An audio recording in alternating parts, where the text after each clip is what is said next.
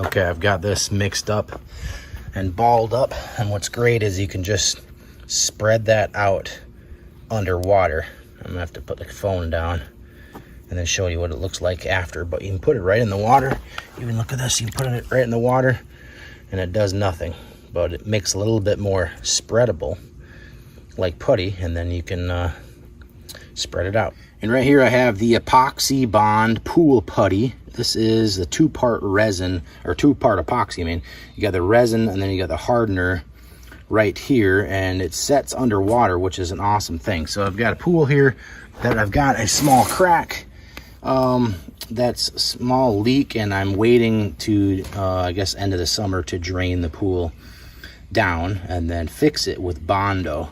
And so what you're going to do is just cut off a chunk, whatever you think, equal parts of each, mix those together by hand, and then we'll rub it on. So let me show you how to do that. So once you take the caps off, this is what they look like, just kind of putty looking stuff.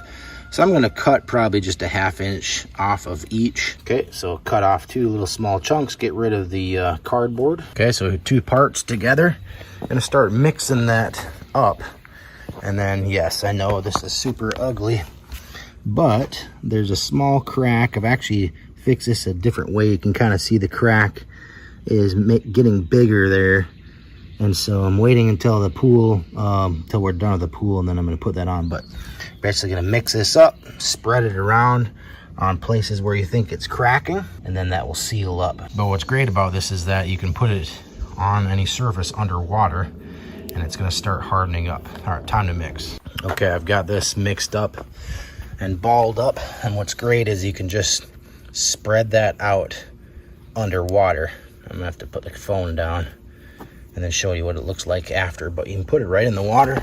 Even look at this, you can put it right in the water and it does nothing, but it makes a little bit more spreadable like putty, and then you can spread it out. Okay, so I've got it spread out.